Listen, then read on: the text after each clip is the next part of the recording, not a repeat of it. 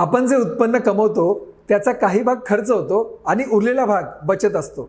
आता त्याच्यावरच आधारित स्टाफ सिलेक्शन कमिशनमध्ये किती छान प्रश्न विचारलाय बघा.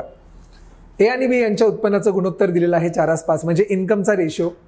त्यांच्या खर्चाचं गुणोत्तर म्हणजे एक्सपेंडिचरचा रेशो 2:3 दिलेला आहे. ए आणि बीने अनुक्रमे किती बचत केलेली आहे ती पण दिलेली आहे.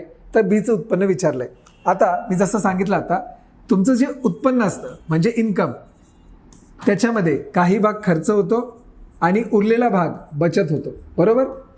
म्हणजे income is equal to expenditure plus savings. आता जर मी बचतला इकडे घेऊन आलो तर काय होईल? उत्पन्न वजा बचत बरोबर खर्च.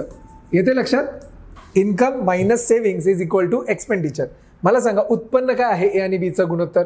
4:5. मी काय करतो, ह्याला 4x/5x असं घेतो. बचत किती होतीये? बचत होतीये 7,200 आणि 6,000. बघा ना, बचत मी मायनस करतो 7,200 आणि इकडे वजा 6,000.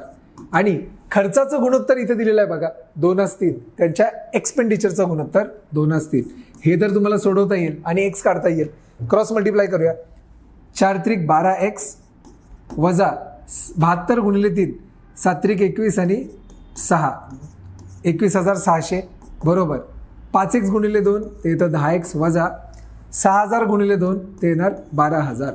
आता बघा ना, 10x इकडे येईल 2x बरोबर, वजा 12,000 अधिक 21,600 ते येणार 9,600. मला सांगा एक्सचं उत्तर किती येणार? एक्सचं उत्तर येणार 4,800. तुम्हाला विचारलेलं काय आहे? बीचं उत्पन्न किती? बघा ना, बीचं उत्पन्न हे आहे. बीचं उत्पन्न आहे 5x.